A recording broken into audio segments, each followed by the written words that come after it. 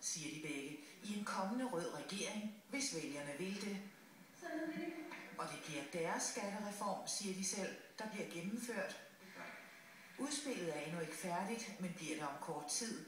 Men allerede nu er begge formænd parat med en garanti. Det her, det er et klokkeklart løfte til vælgerne om, at vi ikke vil røre rentefradraget eller boligskatterne. Når vi kommer til det, så bliver det ikke pillet hverken ved rentefradraget eller boligskatten. Det kan vi være helt sikre på. Jeg er selv meget forsigtig med ultimative krav, fordi jeg ved, at der skal 90 mandater til og enighed. Og før den enighed er der, så vil jeg ikke udstede nogen løfter.